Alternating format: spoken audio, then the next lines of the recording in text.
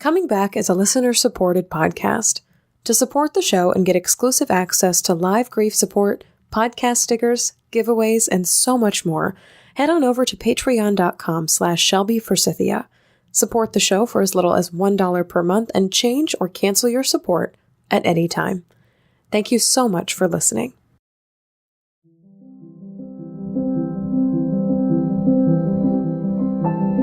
Hi there, and welcome to Coming Back, a podcast about coming back to life after death, divorce, diagnosis, and more.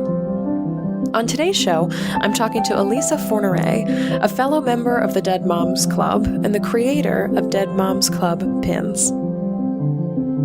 Also on the show today, I'm talking about ways to cope and manage when people in your life use their grief to hold you hostage.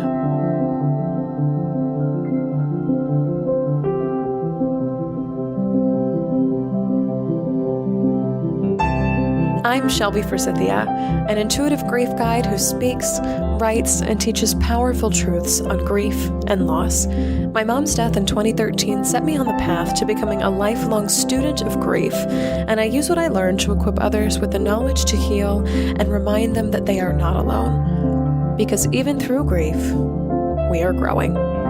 Let's get started.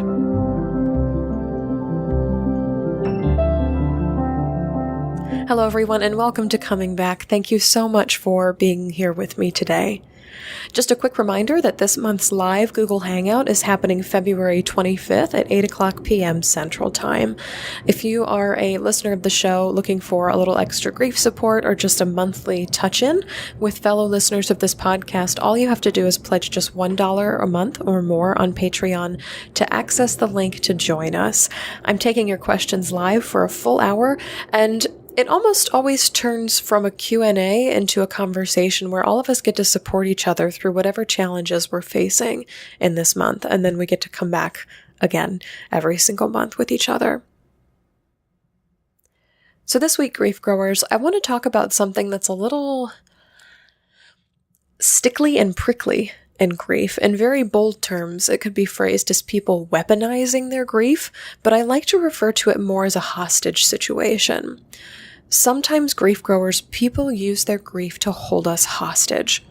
And what this looks like, what I'm talking about, is people using a loss or a grief story to make you do, say, or be something you really don't want to do, say, or be. I've seen and heard stories about people's parents asking them not to move away from home because they've just lost a spouse, guests at hotels or resorts asking for discounts or special treatment or free upgrades because they've just suffered a loss, or even friends guilt-tripping their other friends, their support networks, into being around at their every beck and call because they're going through something hard, like right down to calling or even showing up at their house at 2 or 3 in the morning. What makes these scenarios different from asking for help or grief support in a kind and genuine way is how the grief and the request comes across. Oftentimes, these are more commands than they are requests, and even more oftentimes, the burden of making someone feel better in their grief is foisted onto other people where it really doesn't belong.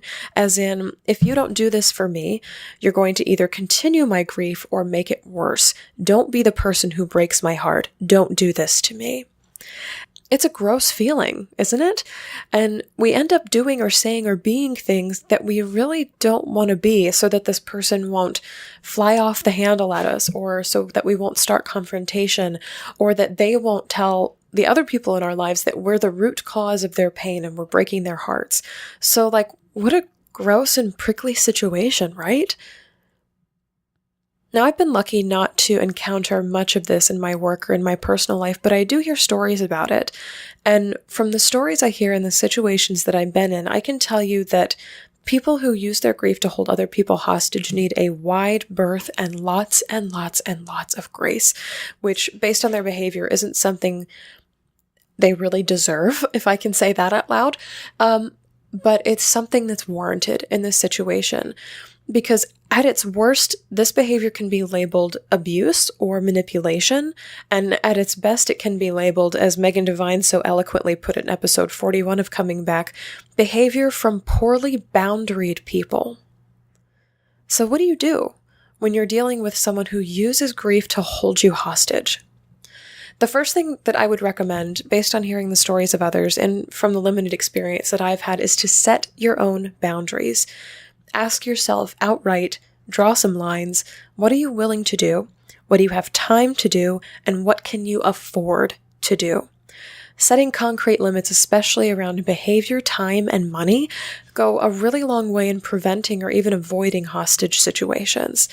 Things like, I'm sorry I can't be the person to drive you to your chemo appointment, whether you don't have a car or you have to work that day. I have to work that day. But I can help you find somebody who can take you to your chemo appointment, or I would be glad to be the person to coordinate a Lyft or an Uber for you on a regular basis. Those things can be scheduled and set up in advance.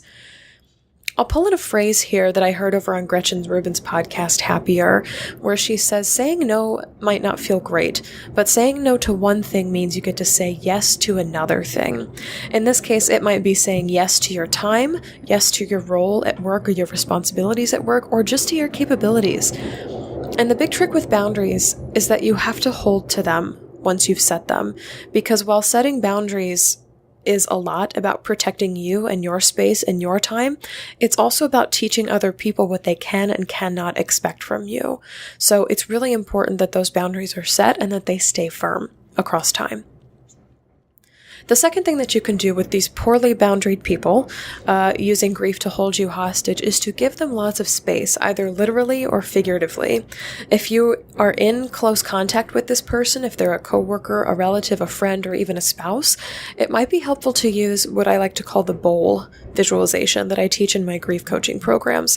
Simply, this is an invisible bowl that floats between you and the person you're talking to as you're talking, where each of you can dump your griefs and concerns and pain points and just everything that hurts. And it puts invisible energetic space between you so that you aren't taking a total beating from their grief story. Their grief and their pain isn't landing on you, it's landing in this bowl.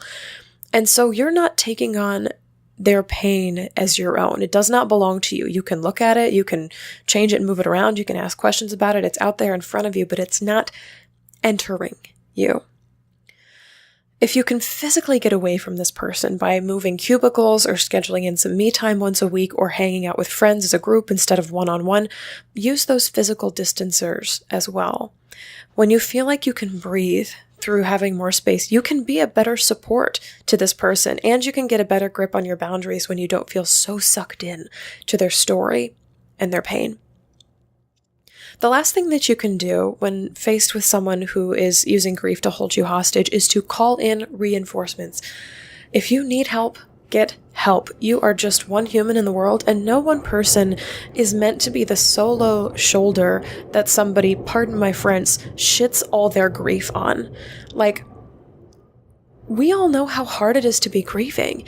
And if we were only allowed one person, no support groups, no podcasts, no books, no other friends, the process of grief would be an enormously strained and even toxic relationship to be working through. So call in other relatives and friends and maybe even professionals to help support this person in their grief. When it's distributed across multiple people and even multiple platforms, grief becomes lighter for everyone who's involved to carry. And of course, if the relationship borders or even falls into the category of physical or emotional abuse, call a local domestic violence hotline in your area. There's one in every single state in the United States. I'm not sure about internationally, but there are online support systems as well. And even if this situation of abusiveness is not happening with an intimate partner, like somebody you share a home with, they would be able to have some wonderful resources to turn to, whether they can provide them themselves or if they're part of a network too. Witnessing grief hostage holders, I know that deep in my heart and soul that they're not bad people. They're just, as Megan Devine says, poorly boundaried people, expecting others to heal them when they need to do at least some of the work for themselves. No one person can fix another person in grief. It's just not possible. And sometimes it's much easier to play the victim and stick our quills out and blame other people for our garbage grief feelings than it is to sit with them and look at them and do the work of coming back ourselves. If someone in your life is holding you hostage with their grief, please reach out to me at shelby@shelbyforsythia.com.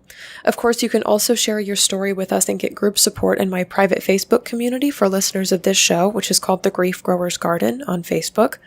And I am sending so much love your way this week, grief growers.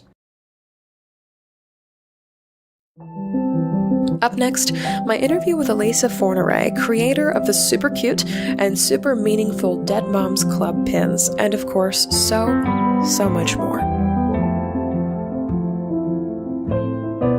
One of the most helpful things I've found in my loss, grief growers, is a witness to my journey.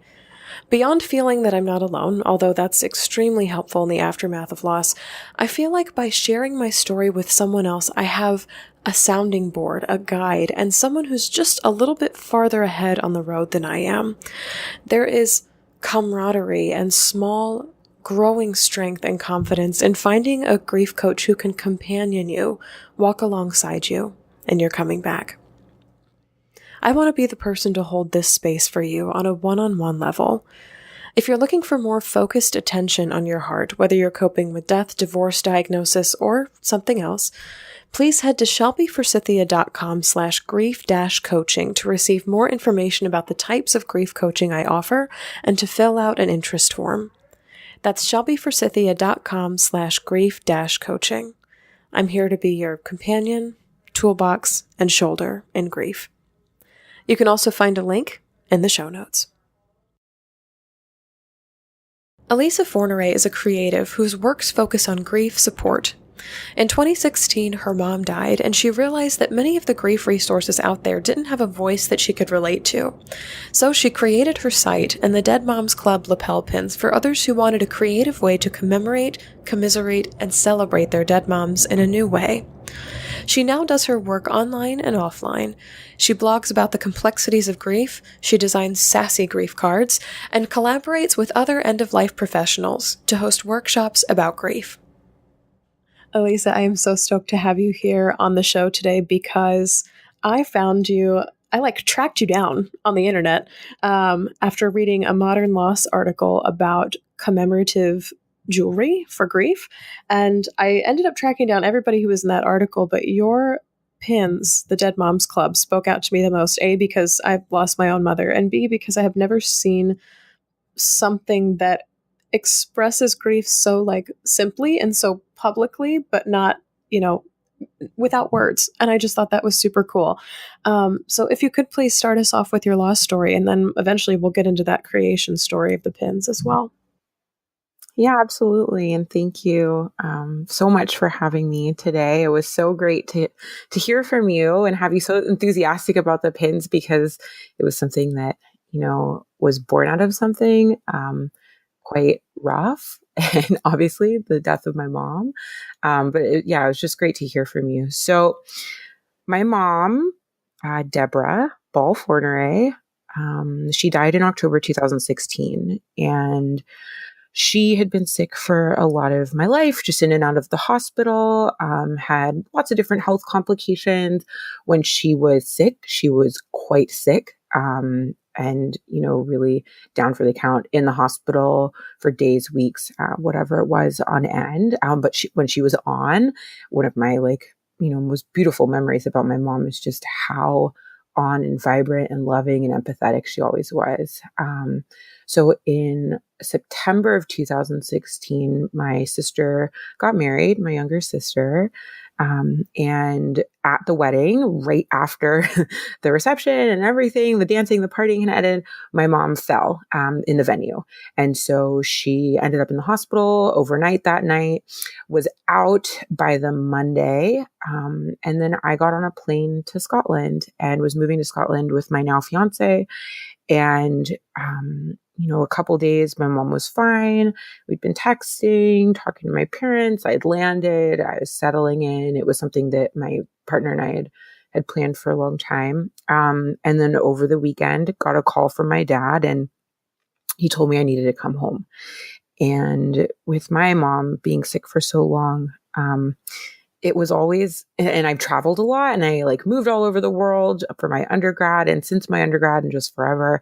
And my dad always told me whenever my mom would get sick, he would say, you know, she is okay. She's going to be okay. But when she's not okay and I need you to come home, I will tell you, just trust me. And that weekend, the first weekend of October that year, when my dad called me while I was in Scotland, he said, you need to get on a plane and this is the time that you need to come home. So I jumped on a plane, flew back from Scotland to California. So like all of this was happening in California. And then I landed, and a couple days later, after being in the ICU, my mom died. And so she passed in the ICU and didn't really have any plans for her funeral. So I was sort of, the first step into my grief journey and loss. And this whole period of exploring grief and loss was being the person responsible for planning my mom's funeral that weekend. So yeah, that's the, the turning point of really what happened and how I lost my mom. Thank you so much for sharing that with us. And also, this is something that sometimes happens on Coming Back, but sometimes not, is that you said her name right at the beginning. And I think that's so powerfully important.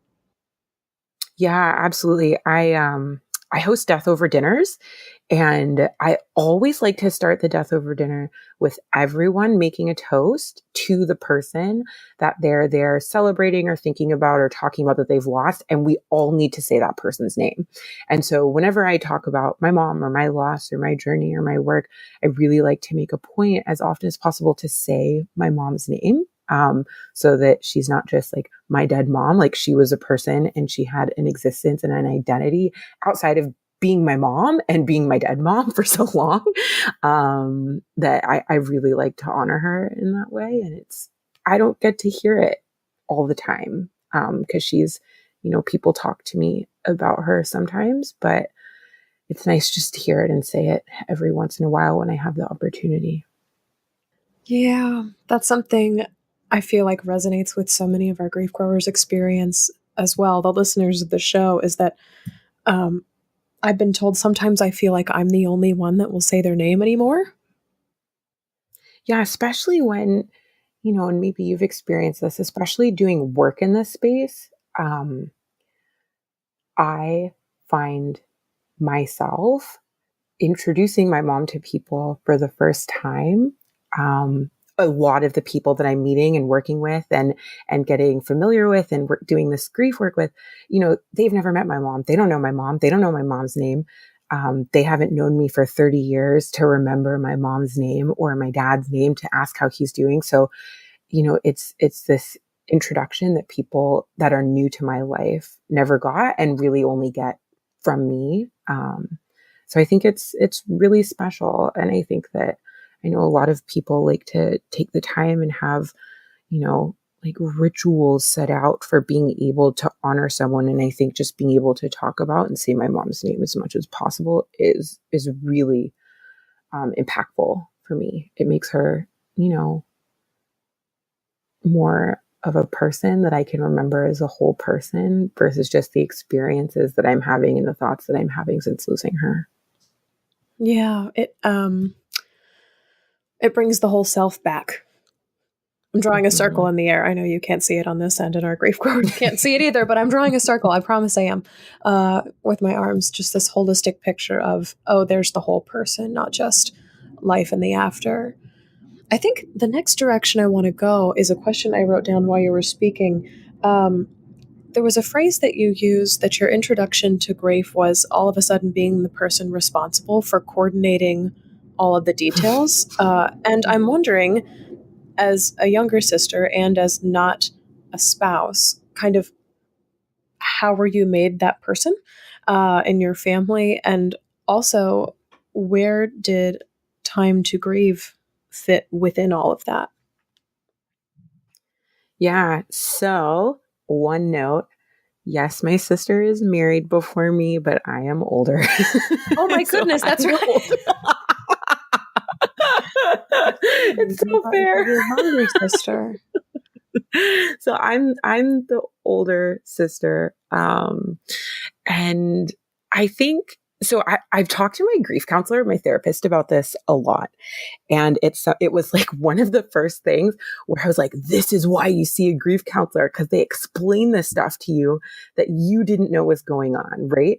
So she told me in one of our first sessions after we talked, like, you're a planner. You find comfort in having, control over situations where you can plan, you can create lists, you can organize things, you can set things in motion, and you feel like there's this progress and a sense of peace when things are in your hands. And I think that when we were talking about the opportunity to plan my mom's funeral with my dad, I love spreadsheets. I love writing. I love communicating, and I love control and planning. And I think that, my younger sister was not in a place where she wanted to be planning everything and reaching out to people and organizing and juggling and doing all of that. And so she didn't take on that responsibility. And with my dad, he was going through something that was such a bigger loss for him as the person who spent every day with my mom for over 30 years, that I could step in and say, yo, this is my jam. Like, this is what I do for my 9 to 5. I have event planning background and experience. This is something that I can do to contribute that will be meaningful and that will be helpful to the situation. And I can thrive in it.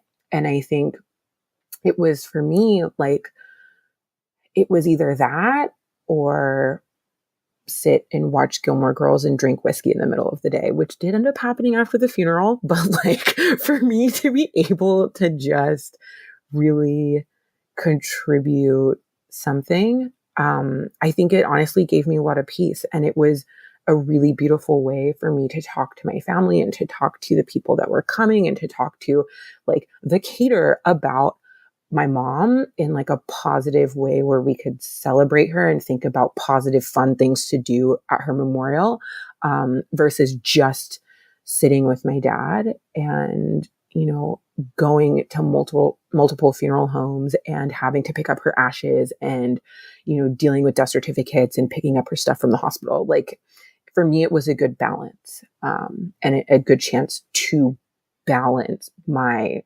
grieving that was positive and my grieving that was really negative. I hear that, and it totally resonates with something that a previous podcast guest, Megan Devine, says on how best to help people who are grieving is to not take these tasks away from them, because for many of them, it's the final act of love or the final act of devotion that they get to have for their loved one.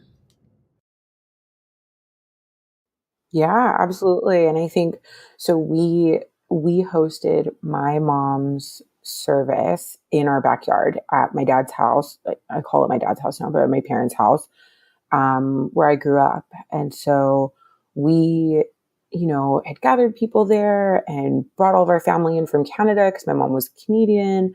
And it was really a chance to be in a space where it still really felt, because it had only been a couple of days, like she was still there with us, and it wasn't like I was in denial and I was like, she's just at the grocery store or like she's taking a nap. But it still very much felt like things that she touched were in places that she had just touched them. And her spot on the couch was still her spot on the couch, which years later, will like sink into it now.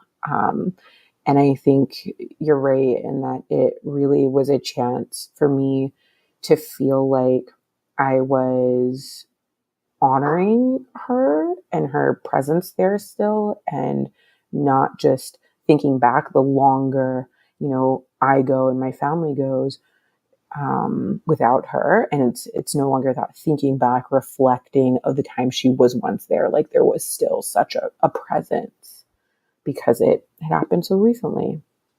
Mm-hmm. That's something I was thinking on too, is that you're going on year 3 this year. And Yeah. that's like, whoa, really soon. Still, and like time means nothing in grief. I was working on a written piece this weekend and I'm like, time is this fluid, bendy, weird thing where sometimes seconds can feel like years, and then years can feel like the blink of an eye. So like time does weird things when we're grieving. Um, but let's see what direction we can go next with this. Can you speak to the power of, or maybe even just the usefulness of having a therapist or like a sounding board for grief? Yeah. Oh my gosh, yes. It is like, I think for me, what's been so special about having a third party is it takes the pressure off of myself to figure stuff out, which I do very publicly. Obviously, we're here because I put my work on the internet and on Instagram and on Facebook and everywhere. But I do my work so publicly, but still have a lot to work on. My partner had met my mom twice before she died. My dad is dealing with his grief. My sister is dealing with her grief. Having an outlet that is just for me to work through my grief and my grieving and how I'm navigating it through all of these life experiences has just been so important. And I think I'm so grateful for the privilege and the time and the money to be able to see a counselor, because I think that there obviously are so many people that don't have that and carry so much of this. And I have an outlet every 2 weeks that I can talk to about things that, yeah, I could talk to all of those other people in my life about. But sometimes it's good to just unload it on someone else who, doesn't have to worry about taking care of me all the time. And I think that it was something that I was really open to in the beginning. And just from talking to people and having a couple of friends who lost parents around the same time that I did, hearing from them that support groups and grief counselors and therapists was just like the way to go. I just jumped in, and it's been really, really helpful for me. I think that's something really special, to have a group of people around you who are like, this has happened to us too. I think that's something that a lot of people who face grief in their 20s and 30s do not have, is this feeling of, Mhm. oh my God, one of my parents or even both of my parents are dead. And everybody around me is like doing things like getting married or getting their first salary job or like moving for the first time. And they have both parents there to witness them in that. So I'm wondering, this is going to be a two-part question, but what did you draw most from this group of people who had also lost a parent around the same time that you lost your mom? And also, what's like the scariest thing about that, though? The scariest thing about Like losing a mom really early on in your losing life. my mom. Mhm. Oh, That's a big question. um, Maybe I shouldn't have put them I was together, like, but there they are. Um, no, no, yeah. So the first question, what I drew from it has just been being able to have someone else say and multiple friends say, like, no, I hear you, you're not going crazy. Or, no, I hear you, people said that to me too, and they're the ones that messed up. Or, I hear you, every day is hard, not just on Mother's Day or your mom's birthday or Christmas when people reach out. I think that alignment and that understanding that there were other people who just have bad Tuesdays and won't look at me like it's taken me too long to get over something, or who are worried that if I have too many bad Tuesdays in a row that something really bad is happening and I'm not getting over my grief. That has just been incredible for me. And I think that knowing people who are willing to talk to me about this stuff because they've experienced it themselves has been really special. And I think too, it's not just, I do the work that I do, one, because it's a creative outlet, and two, because I enjoy listening to people and talking to people about what they're going through, because I think that what's really important is that support system wherever you can find it. And it's great having friends in person that I can talk to. It's great having friends and family around the world that I talk to. It's also really great to have just people who are young, my age, who know what's going on, who are on the internet. And it's been really incredible to draw from their strength and their openness, whether they're doing it professionally or just like in modern loss, like private groups and stuff like that. But I think that it's been so good to have people who can say to me, yeah, like this is hard. You're not going nuts. It's been a year. It's been 2 years. The third year is going to be really hard. I'm getting married this year, and I can talk to people who aren't just like, oh, we'll like put a picture of your mom on a table in a corner and it'll be awesome. And we'll like, say a poem for her. But friends who are like, no, like it's going to suck and you're going to cry and I'll be there with a waterproof mascara because I did this myself. Um, I think that the reality check and the frankness from those people has just been incredible to me. And then I guess the second part of your question, what's been the scariest thing about losing my mom? So far, I think it's navigating all of the things that you listed, which was, moving to another city in Canada, um, having my third salaried job in a new country. I'm getting married this year in September. I turned 30 a couple of weeks ago. All of those milestones, like they're hitting me right now. And they're all things that are really, really exciting in a lot of ways and so painful and scary at the same time. And there are so many milestones to come. And I think what's, for me, some days, I think my answer to this would be really different. Some days, my answer would be like, oh, yeah, all those things that have already happened. Other days, the scariest stuff to me is like what hasn't happened yet and how I'm going to get through it. Having kids without my mom,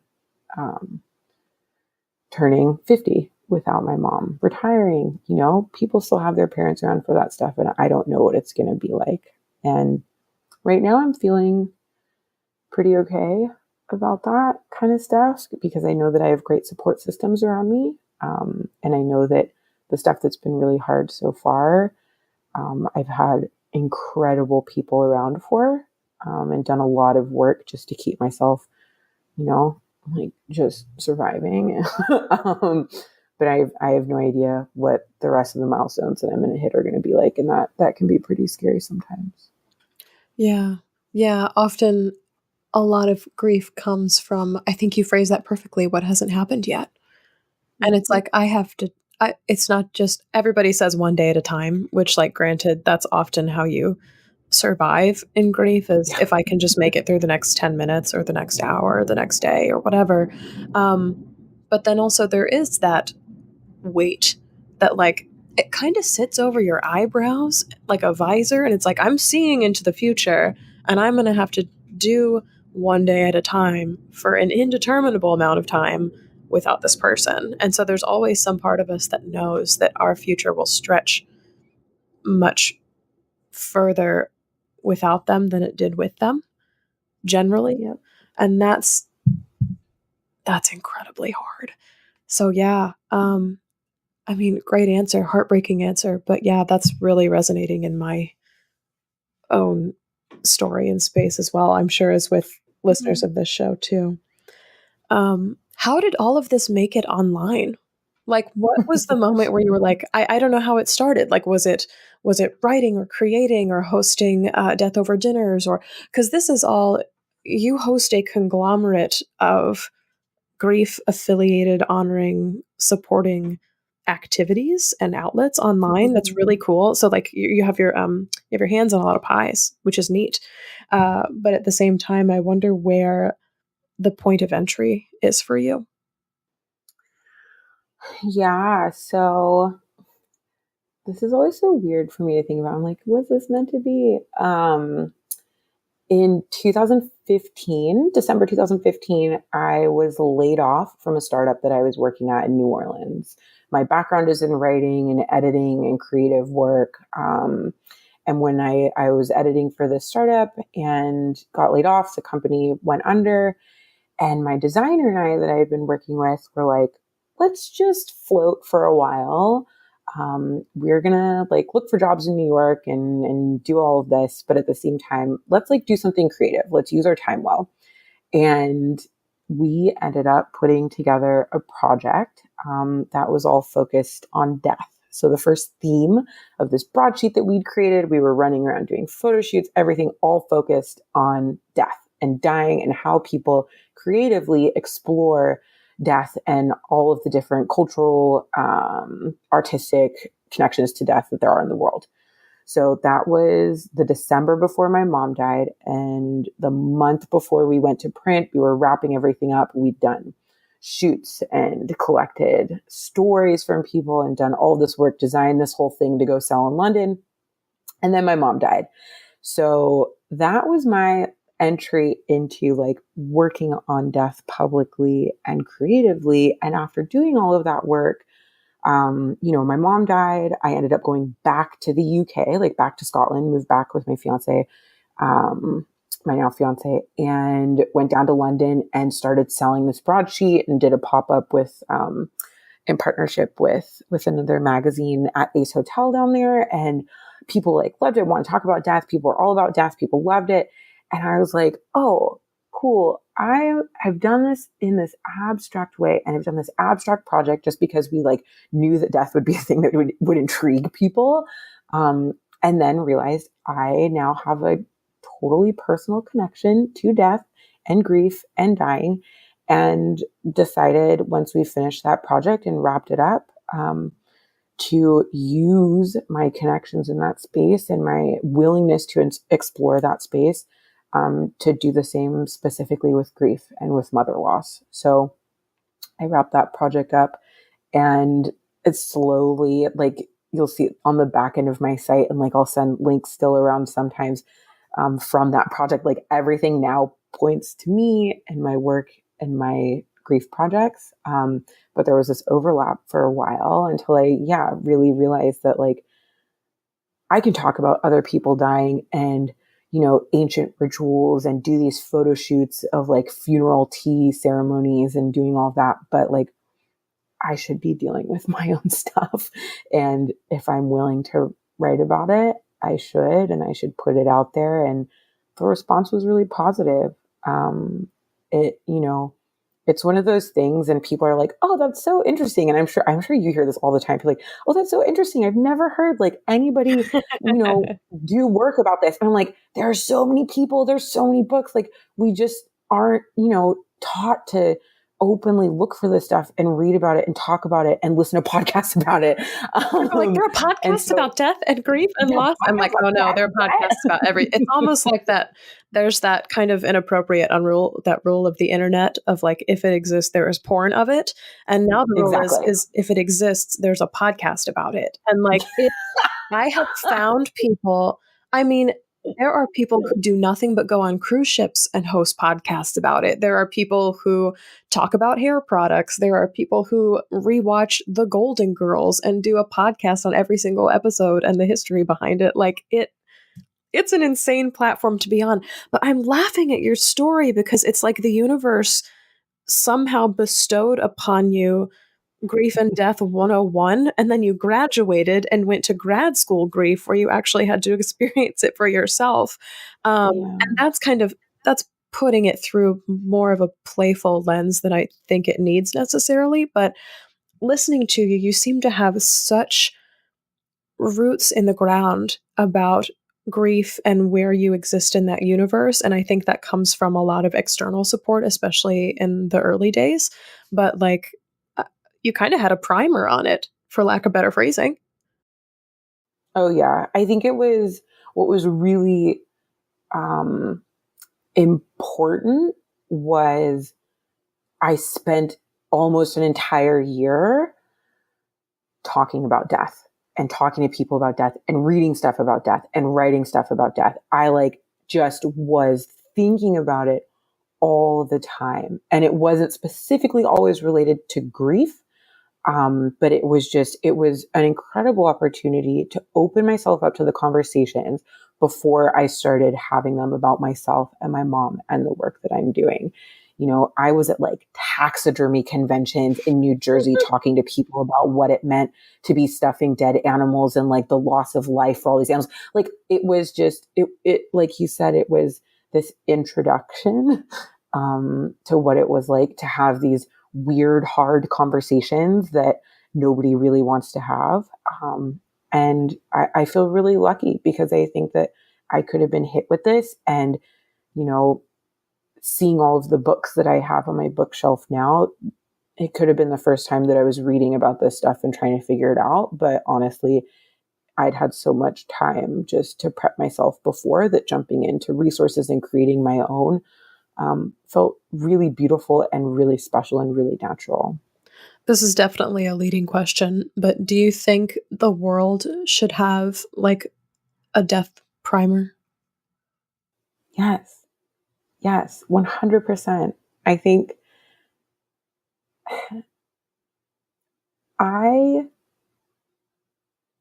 find it so strange and unfortunate that one of the things that we all know from such a young age is that we're all going to die. Like we know it. We see it around us. We know it. It's in And Disney we movies. still, yeah, It's there. and we still avoid it. And I think that the thing is too, like, we're lucky right now, especially just to see how many resources are out in the world and going mainstream and people have access to them. And I think that taking advantage of those resources and putting them in front of people and getting people comfortable having the conversations earlier is just so crucial because they don't, and this is one thing that, I always say, like, it's going to be hard sometimes. It doesn't have to be hard. It doesn't have to be scary. It doesn't have to be morbid.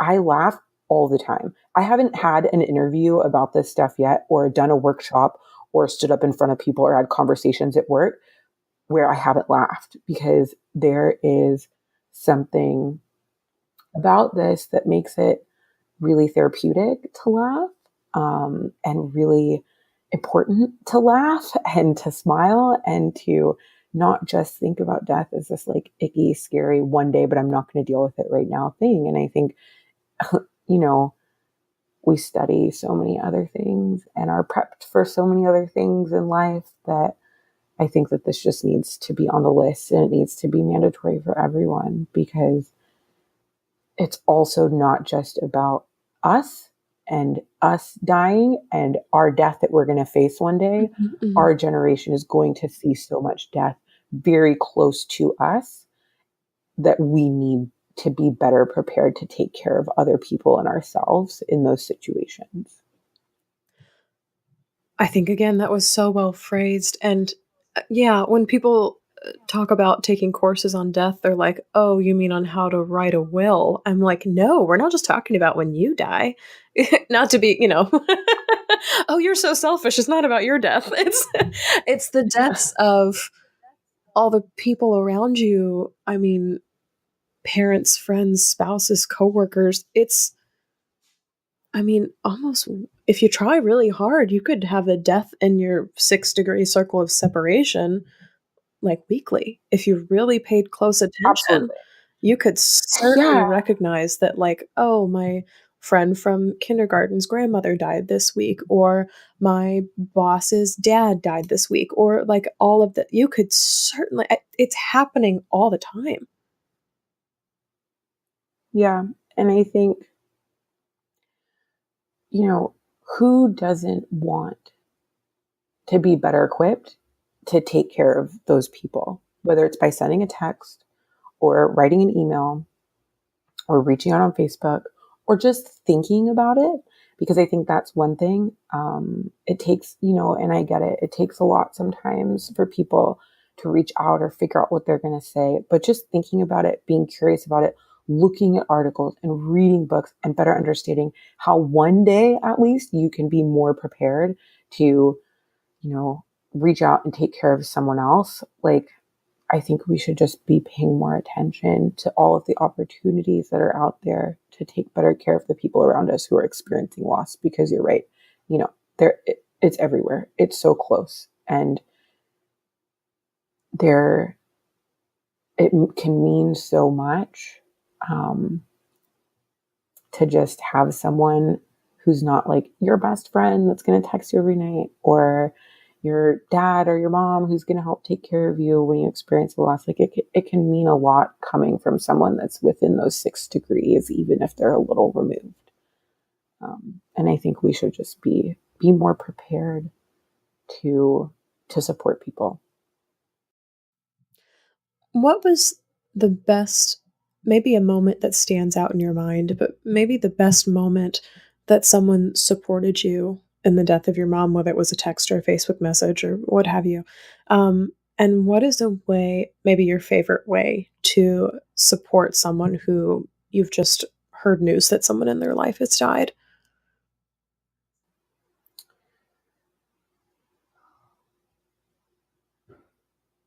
Can I just think for a second? Absolutely. Oh, yeah. Yeah. I'm thinking. So,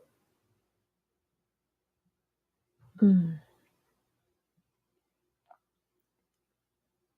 also don't do interviews or workshops without crying. I feel like I'm going to cry right now. This always happens. This is the show for it. Always crying. I mean, same. Aren't we all? So when my mom died,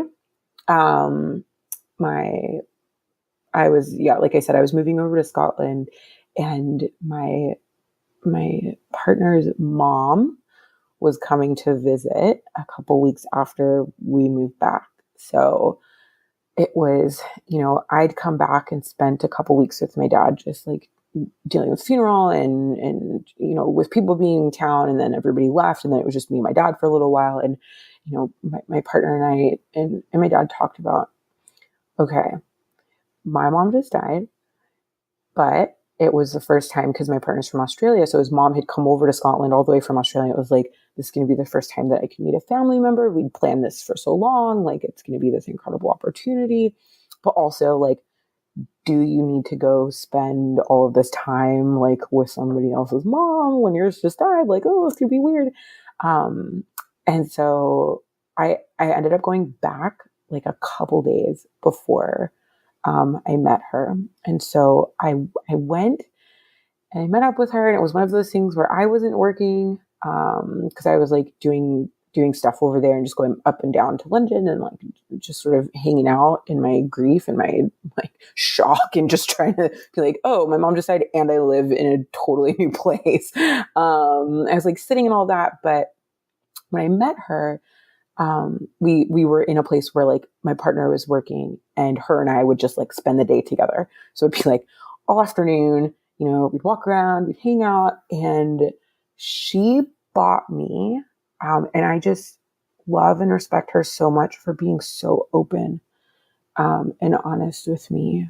So soon after my mom had died, she bought me, a jewelry box to keep my mom's wedding ring in, because one of the things that I got when my mom died, and we talked about this, was I got all of her jewelry. So I just have like bags and bags of my mom's jewelry. And that was one thing that once everybody had left, I spent the couple of weeks that I stayed with my dad just every day, just going through her jewelry, going like pulling out cabinets, sitting on the couch, watching TV, and sorting through all of her jewelry. And so when I got there, his mom bought me this little ceramic, like gorgeous floral ring box that I keep next to our bed now. And I keep my mom's rings in it, and I keep my engagement ring in it. And it was just, it meant a lot that she would spend the time with me, and it meant a lot that she would talk to me about my mom and my grief. But it just was such a thoughtful, beautiful thing that I see every day and touch every day, and is a place for me to keep something of my mom's that really honors how special those things were, because I don't wear them. I wear my engagement ring, but I don't wear my mom's wedding ring. But it means a lot to have it sitting somewhere special that's so close to me, and from, a woman that is going to act as a mom for me now for the rest of our lives. That just meant the world to me. And what I like to do for people, it's interesting. We were watching the Super Bowl yesterday, and I was with a girl, and she came up to me. And I'd met her once, and we know each other around the internet and stuff. But she came up to me and she's like, "I thought of you yesterday because my friend's baby died yesterday, and I haven't known what to do." And she's like, "I just want to support them, and I just want to be there, but I don't know what to do." And, I asked her, "What are you good at? And what are you willing to do? Not what do you think they need? What, what have you already asked them? What have you offered? But what are you good at? What can you do? Are you close with their kids? She's an artist. Could she do art with them? Whatever it is."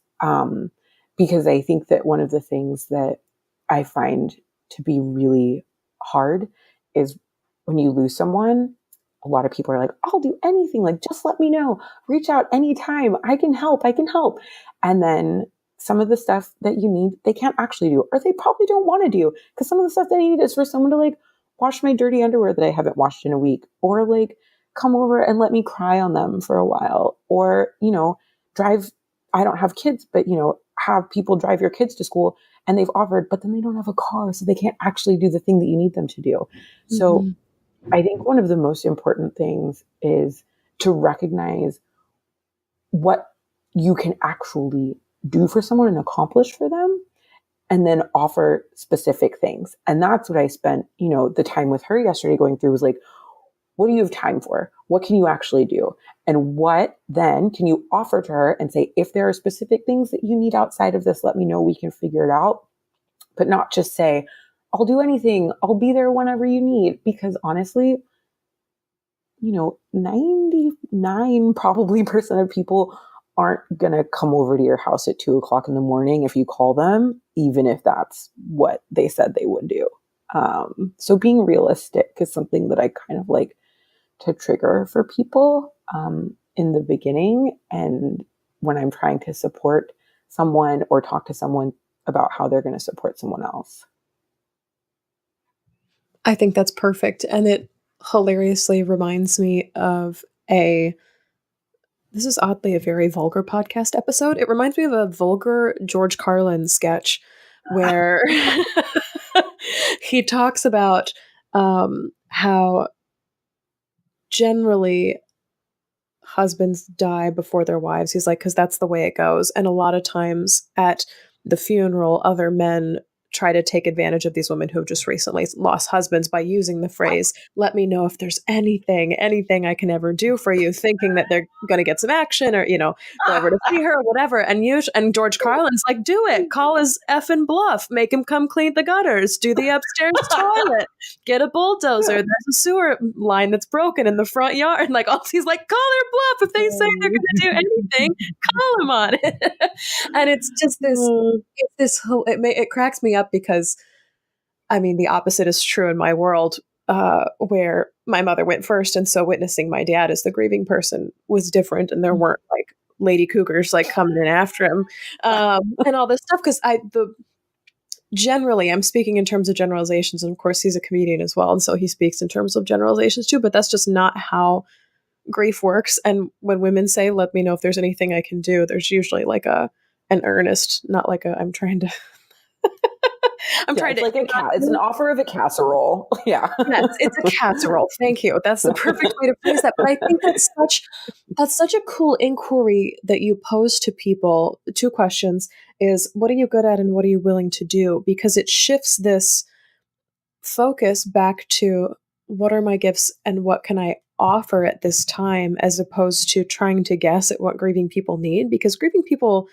don't always know what they need. And even then, if they do know what they need, how willing are they to ask for it because they don't want to burden other people or they don't have the energy to ask other people or all this other stuff. And then, like you said, it might not even be the thing that they want. So, Yeah. so contribute something, but have it be heartfelt, have it be close to you, have it be something you're willing to do because you don't want to make it something that you do out of remorse or would have these like harder regret feelings or I can't afford this but I'm doing it anyway or I don't have time for this but I'm doing it anyway. There's a lot of other like gross emotions that can get tied up in that. I'm like we're already doing enough by grieving. Like let's not invite all these other like resentful emotions along for the party. So I just think that's really wise. And I actually want to use this as a segue to get into how the pins came into existence because I think that's the closest connection that I have with you. But I think a lot of people, especially on Instagram and stuff where it's such a visual medium, know you as the person who makes the Dead Moms Club pins as like a physical object from a creative. Mhm. I, it comes back to getting all of my mom's jewelry. Mom had so much jewelry. And a lot of it is like gorgeous stuff. Some of it I wear, a lot of it I don't. But I like hoarded it so hard and was just like packing her jewelry into like gallon sized Ziploc bags. Like, I have to take all of this with me. It will not be lost. And I realized the stuff that I wear is like super fun, super funky. And people always point it out and they're like, oh my God, that's so cool. Where did you get that? Oh, it was my mom's. Oh my gosh, those earrings are so pretty. Where'd you get those? Oh, they were my mom's.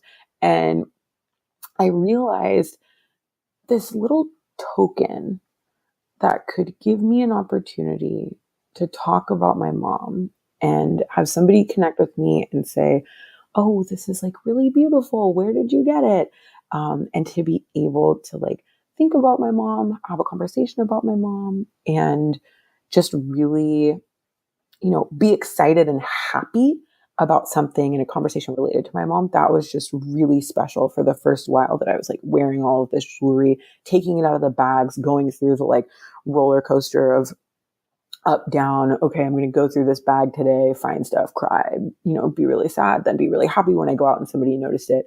So after I'd been wearing her stuff for a while, and writing and creating, I worked with a woman in Toronto, Julia Monson, to create some grief cards. I just realized like not everybody gets 10-gallon size Ziploc bags of jewelry from their mom, but it could be really special to give people something that they can wear to spark those conversations and to give people something that they could wear or keep, even inside of their jacket so that they can remember and know that it's there and it's something beautiful that it commemorates their mom. Giving people that would just be a really awesome way to open up the world to more conversations about death and grief and mother loss. And so I'd been working on some other projects and with the pins just realized, I wear my stuff every day, but not everybody has that. And maybe people will like them. And then they did. So it's been really awesome because I worked with a designer. It was incredible working with him because I said, okay, I know that I want to make pins. I want them to say Dead Moms Club. I don't want it to be just like another lapel pin on somebody's jacket. Like, I want it to say what we're trying to get people to recognize and open up about and talk about. Just go. Send me some stuff. Here's what I'm thinking. I'm not a designer. I don't know. I do words. I don't do pictures. And so he sent me back just these incredibly thoughtful explanations of both of the pins. And with the Starry Night one, he was like, I think this is just a really special way for people to think about, looking out into the stars and being able to know that their mom is maybe out there somewhere or connecting in this abstract way with their mom and this loss. And I was just like sobbing at my computer. He's in Australia, so I'm like sobbing at my computer. Yes, this is it. So it just kind of like grew out of this relationship with us and me really respecting how thoughtful he was about the project and the assignment and the contract. And yeah. And I think for me, I wear a lot of floral stuff. My mom loved flowers. And one of the things that was really annoying about her funeral was that I thought, oh, I'm going to ask everyone, instead of bringing booze and food, because we have more than enough booze and food, I'm going to ask everyone to bring flowers so that we can just like deck it out. We don't need to get a florist to decorate the backyard. I'm going to have everyone bring sunflowers. And then I spent an afternoon just filling our garbage cans with all of the sunflowers once they died. So the floral pin came out of me wanting something floral and like us talking about something floral that wasn't going to die. And that was something that you could gift someone, and flowers that you could like put on your lapel on Mother's Day when you can't buy flowers for your mom anymore. And having something that was special to me because I love flowers and I love gardens, and my mom loved her garden, and my dad actually spread some of my mom's ashes in her garden. So that was like really, really special for me, but then also something that I was hoping that a lot of people could resonate with, which is just something really beautiful that isn't going to die. So that's where I came to those two from. So yeah. I love them so much, and I was hoping that we were getting to hear the complete stories behind them, because, of course, I came to it with my own stories, but I think they both fit so well. I chose the rose one. For grief growers that haven't seen the picture on my Instagram yet, I have the rose pin that says Dead Moms Club, partially for selfish reasons because I was a florist for a while here in Chicago, and so I just have a connection with flowers. But then also because my tagline for this podcast is because even through grief, we are growing. And it's something that came to me when I was journaling. My journals used to be conversations to my mom after her death, and then they became conversations to my future self, and now they're just conversations. But that phrase came to me once when I was journaling, and I was like, oh, if I ever really make something of this and put it on the internet, this will be what ties it all together, because whether or not we're conscious of it, we are always growing through our grief. And maybe, people like to press on this idea of, it being progress or grief being good for you, or like needing to, teach you some kind of big life lesson. I'm like, people don't need to die for that to happen. But we learn more about ourselves. We learn how to take care of ourselves, and we learn more about other people and how to take care of other people in our grief. And whether or not we consciously acknowledge that growth or unconsciously acknowledge that growth, it's happening.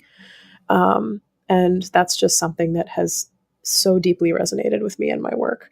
Plus, it's just really pretty. And everything else I wear is black. So I'm like, I can't have something else black in my life. So I need to have a flower somewhere. So I'm excited to have already gotten so many cool compliments on it. Like I take the train to work every day. And so a lot of people pointed it out, and then they don't read the fine print, and then they do. And then it's even cooler because I'm like, oh yeah, I work with grief, and now I'm repping the Dead Moms Club. That happened to me in Seattle when I was first selling the pins. I was down in Seattle, and I like have a jean jacket that I just sort of pin everything to. And I had them on there, and this guy came up to me in a coffee shop. He's like, "Oh, your pins are so cool. That one's so cool. That one's so cool. That one's so cool." Oh, and I was like, it's okay. I'm wearing this for a reason. Like, I also made this. It's okay. And he was like, oh, okay. And then actually he's like, oh, wait.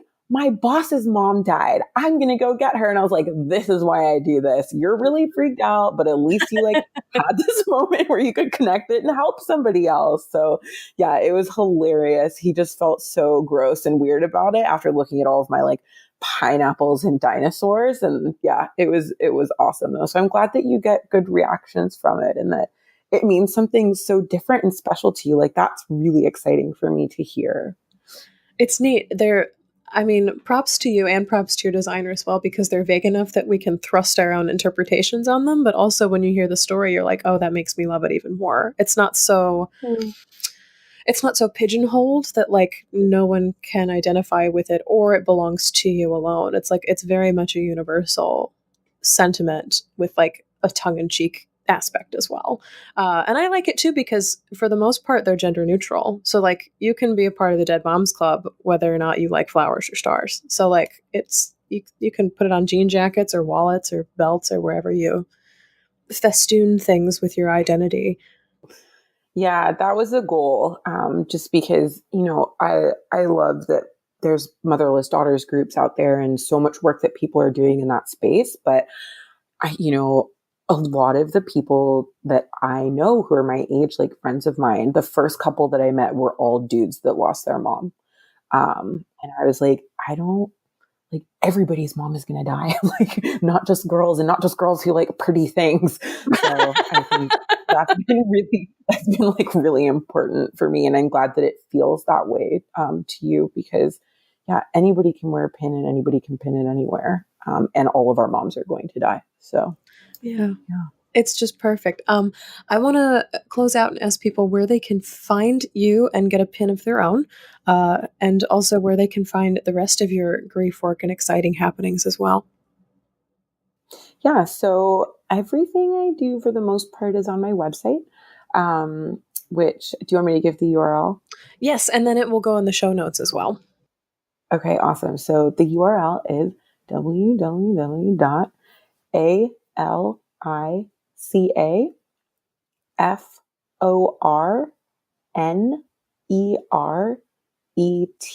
or as my mom would say, F is in Frank, O-R, N is in Nancy, ERET.com. That is like my favorite way. I loved hearing her say that on the phone all the time. So I say it whenever I can now. So that's my website. And then I'm on Instagram. It's just my name, at alica.forneret. And then I'm on Facebook. You can search my name or, at Grief is Hard AF. That's my handle on Facebook. And yeah, I like run around, the US and Canada doing workshops, and I've got some big stuff coming up this year, specifically in Vancouver, Seattle, San Francisco, and Los Angeles. So I'll keep you updated on that. And yeah, that's where anyone can find me. And like, I always like to put this out there, like people don't have to want a pin. They don't have to sit through all of my articles. They don't have to look at everything on my Instagram. Like if people just want to chat, they can message me. They can email me. Like I just love hearing stories and talking to people about whatever it is they need. So I encourage anyone to reach out to me through any of those platforms, any way they feel like would be the best for them. Really, like, absolute last question before you go. Something that tickled me and gave me an immense amount of joy is seeing your handle is Death is Hard AF, because as so many of us younger listeners will know, AF is stand-in for as the F word. So if something is hard AF, it's like really hard to do. But then also I'm like, oh my God, it's her initials. I'm like, it makes so much sense to my brain. And I was like, oh my God, death is hard as F word. I mean, I could say it on this it's a podcast. It's not the FCC. So I could certainly say death is hard as fuck on here. But it just gave me so much absolute joy to be like, oh my God, it's your initials. And it's like a pop culture slang phrase now. Yeah, I felt very lucky to have the initials that I do when I thought that up. I'm glad you got a laugh out of that too.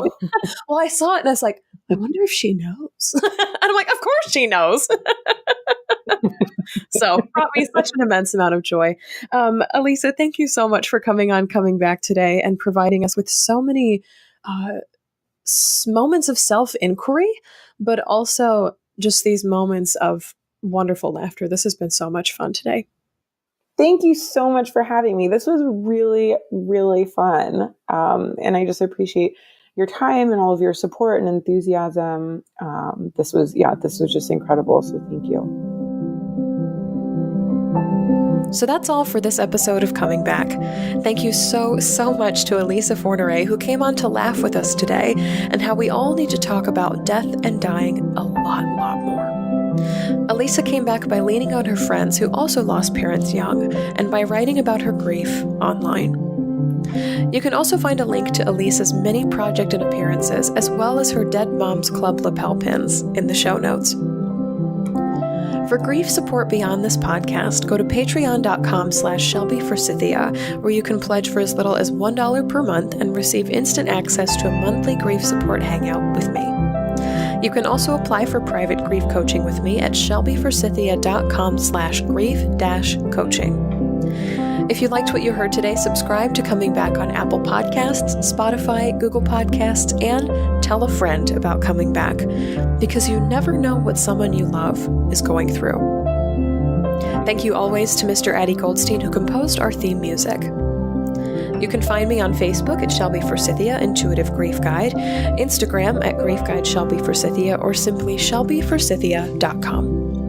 If you'd like to leave a question or a comment for a future show, leave a voicemail or text 312-725-3043 or email me at shelby@shelbyforsythia.com. As always, my dear grief growers, it was beautiful sharing this space and time with you today.